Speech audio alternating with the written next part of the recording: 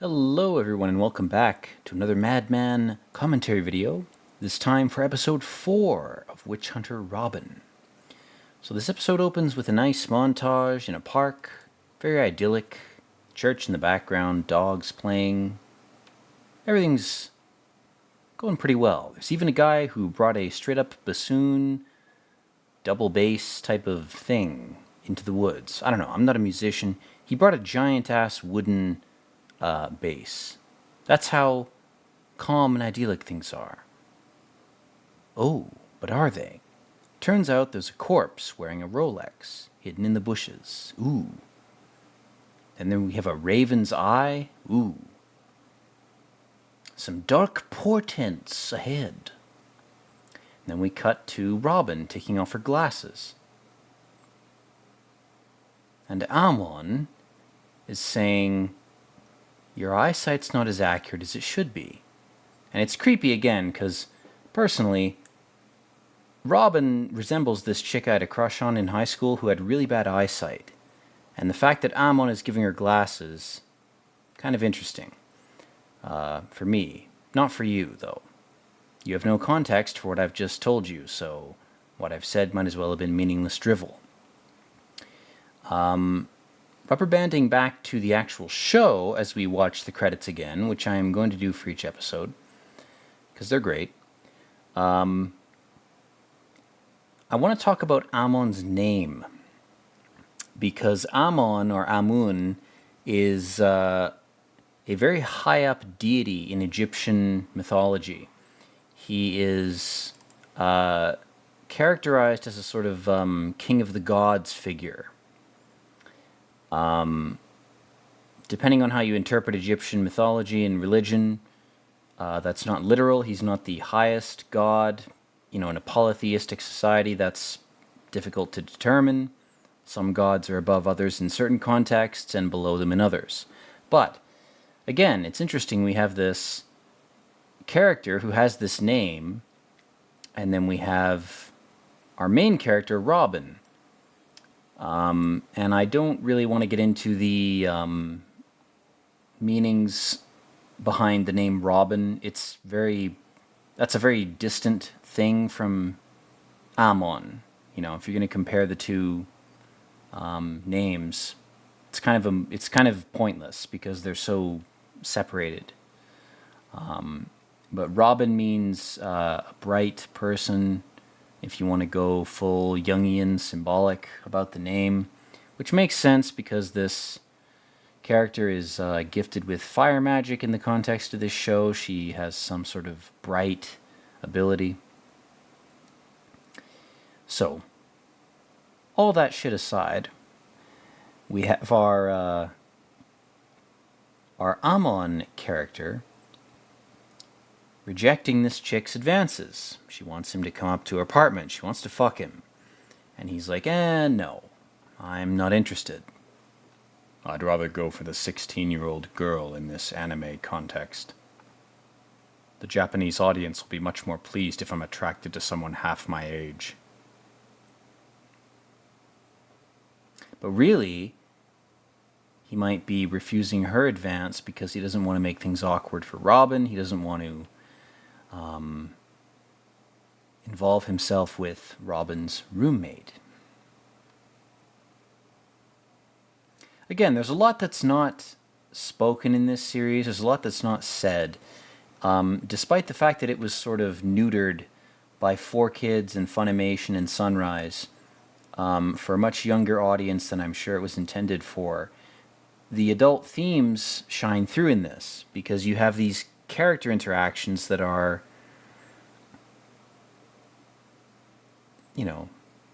they're not things that a 12-year-old watching this will understand. Because when I watched this, I was fucking 10, 11, 12 years old. I was young when I watched this, but I was fascinated by the world that this series showed me, which was a world of subtle interactions between adults that I didn't feel like I was privy to.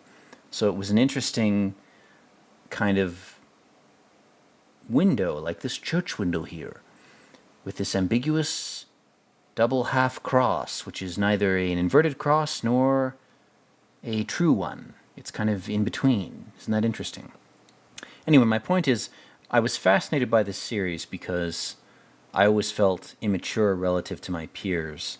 Into my early 20s, I felt like I was missing something, and I was. So I think I looked to a lot of these artistic depictions of maturity as a way of trying to glean some kind of advancement from how they depicted older characters. You know, when you're 10 or 11 or 12, a 16-year-old is like an adult to you, you know. It's all relative.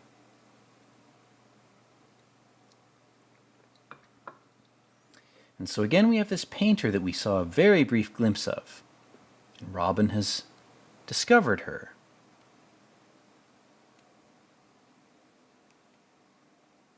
And she's like, "What are you painting?"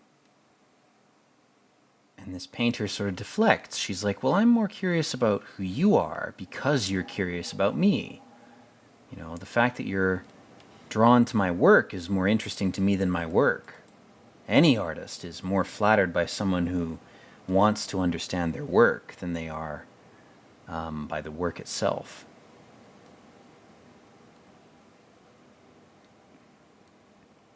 She goes, "My epic daddy brought me into being. And now I'm going to make copies of what I see forever. The demiurge brought me here, and now I'm going to copy things." And the ravens are watching. Ooh, the bird drones are watching, guys. The Edgar Allan Poe drones are recording everything.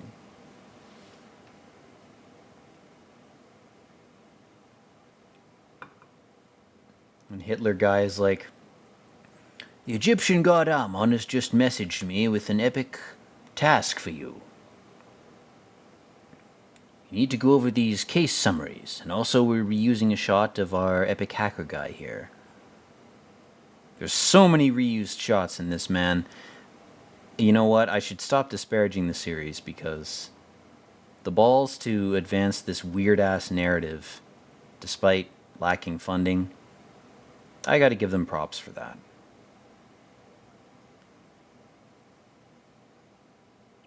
Robin was supposed to be his partner. I'm so jealous, but I'm cloaking that jealousy.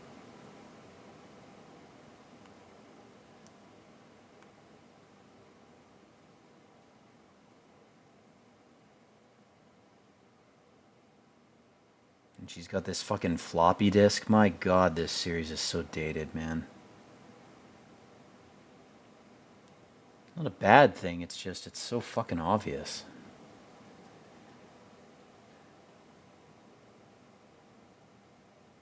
Ah, but now they're using the cyberpunk computers of the future.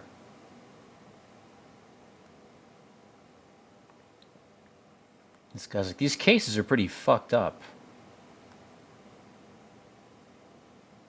He's like, "Regular humans can do some heinous shit. They don't even have to be the types of witch weirdos that we hunt. Man, she's got a ball mouse. Just marry me now. Holy shit. Any woman that uses a trackball mouse? Fuck, man. Ugh. This guy must be a victim. He's wearing 3 shirts with collars flipped out, one after another. Only a true idiot would do that.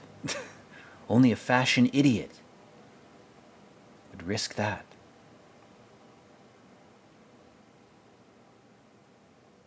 And Robin's like, "Well, I'm familiar with this park, but I didn't see the dead guy with the Rolex in the bushes."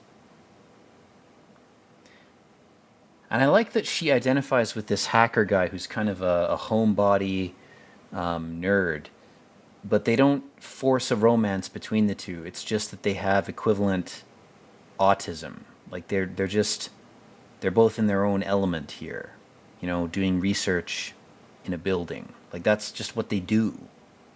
I like that.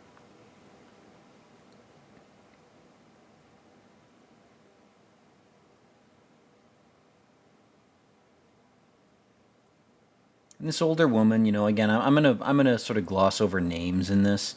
I'm assuming you're watching the show while you listen to my commentary. If not, what the fuck is wrong with you? But they're going to Epic Harry's Bar. The tranny/gay guy, I don't know what he is. He ain't straight, that's all I know. In Texas, we look at these guys and we just call them one thing, and it's a term for a bundle of sticks. That's all I'm gonna say. But I'll be damned if they don't make good coffee. So I haven't shot the motherfucker. At least he makes a good cup of espresso. You try to go to a straight guy's espresso bar, might as well be serving you diarrhea in a cup. These motherfuckers, they know what they're doing. That's why we should keep them around. That and interior decorating. I mean, as long as they can contribute to society, I don't give a shit what they do behind closed doors.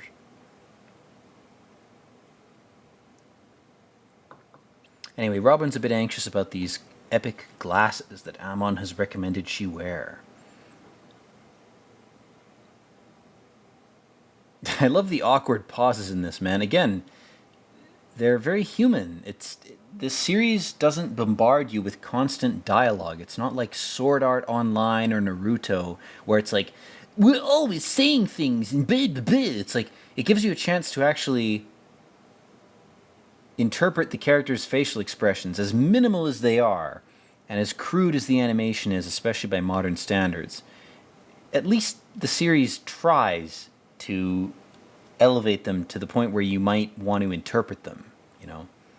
It makes the characters' dialogue matter a little less, and it makes their visual appearance and their body language matter a little more.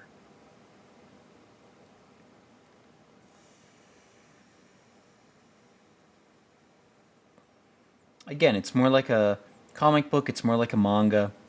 It harkens back to the 60s and 70s, old Spider-Man cartoons and shit, where the animation was stilted mostly for budgetary reasons, but also to mimic the act of reading a comic book where you're looking at still images and you're given time to process the dialogue. And so this chick is like, look, your eyesight's bad. Your fire magic is a hazard. It's a hazard to us. These glasses will help you. The ancient Egyptian god Amun is trying to help you by increasing your precision.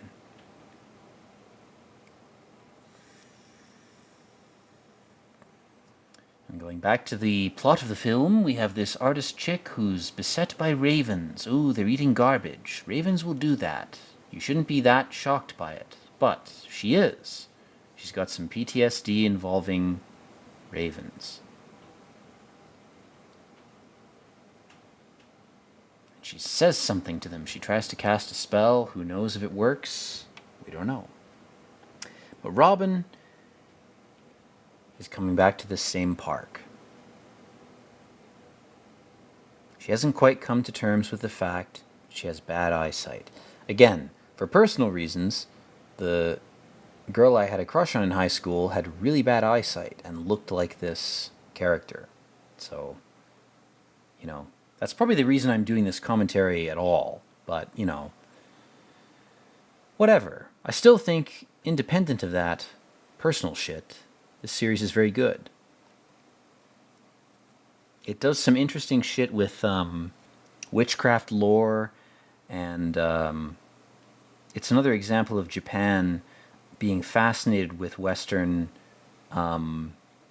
history and mythology and religion, to the point where they create art that responds to it.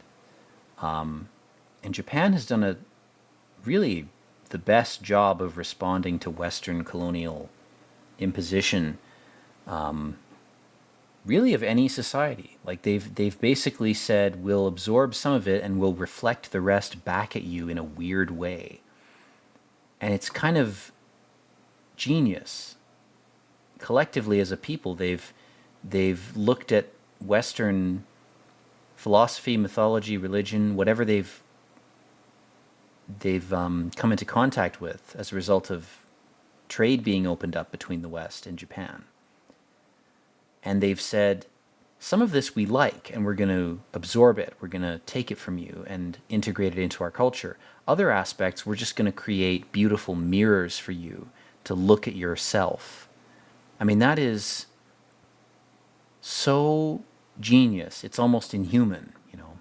The Japanese, I mean, they're all vampire squids, but they're civilized vampire squids. They're very astute at performing the dance of civilizational interaction.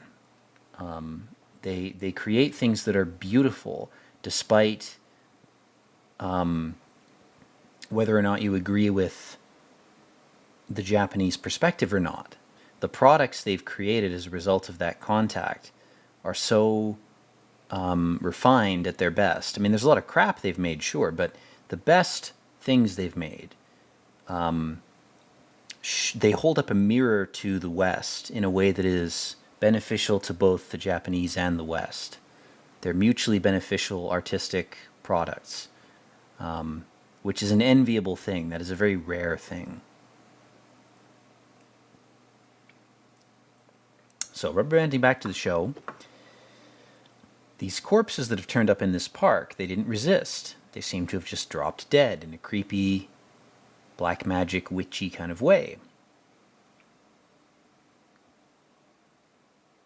And this woman, she's experienced, she's been with the X-Files anti-witch brigade for long enough that she's like, you know, this is all circumstantial, I'm just forming an opinion. And Robin is concealing her relationship with the artist here. She's not disclosing that she has talked to this girl, who is very suspicious because Robin has sympathy for her.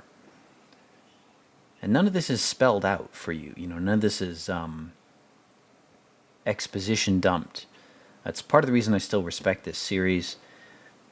Even years later, when much better series have come out, the collision of weird subject matter with visuals that respect your intelligence as a viewer and your ability to interpret things visually, that's becoming rarer and rarer. There's too much mediation, I think, whether it's done through exposition or through some kind of disclaimer or even through visuals. This series really does rely on your ability to interpret visuals a lot more than a lot of newer content does. And you can say the same thing about another series called Ergo Proxy, which is something we should also watch on this channel at some point. It's a little more abstract. There's a little more faith placed in you as a viewer. And you can write this off as, oh, it's being vague, it's poorly made. Maybe it is. There are definitely points that, you know, you could make that argument, and I wouldn't be able to oppose it. But I think overall, if you look at this series as a whole, what it's trying to do is not a cop-out. It is trying to use visuals as much as it can over text, over exposition or dialogue. And that's why I find it admirable even rewatching it. Despite whatever attachments I might have to this series, the series itself, you know, it stands up, stands on its own. So Robin realizes this weird painter chick is channeling Edgar Allan Poe a little too much. She's a little bit fucked up. And she pushes her over. She's like, I'm going to interrupt your little spell here.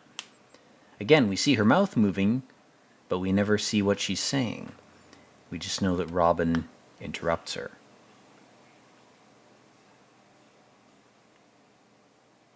You soiled your pants, Robin, you dirty girl. She's having a panic attack. Quick! Get her some drugs! And so now she's totally raven-possessed. She's like, no one liked my Edgar Allan Poe fan fiction poems, so now I'm going to kill you.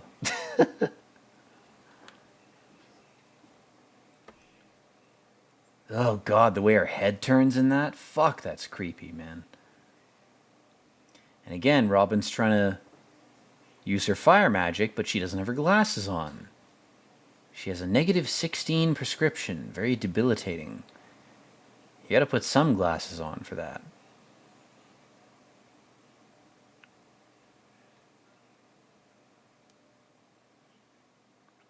So they're like, this witch is too powerful, we can't use our epic blue-green Christ cross necklace liquid.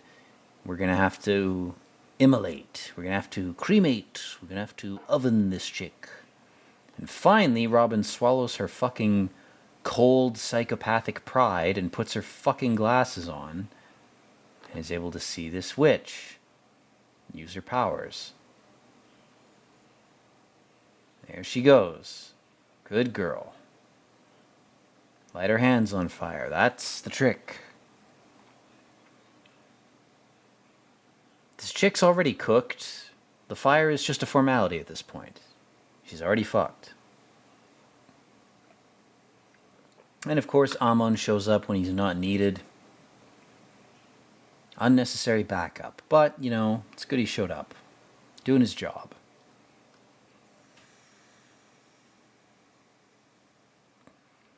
Now who will the ravens flock to? Who knows? They'll subscribe to this channel, which you should, and you should like as well.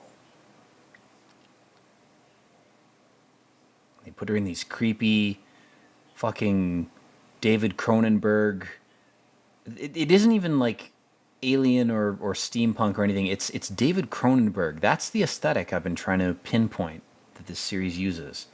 The witch containment stuff and the weird magical technological shit. It's very David Cronenberg. If I was to recommend a person to do a live action or animated remake of this, I would say get David Cronenberg in here. A David Cronenberg remake of Witch Hunter Robin, especially with live action actors, that was more faithful to the source material. Holy shit, that would be good. Because the set pieces would be so weird, they would match the weirdness of this reality, of this world. God, that would be so good, man.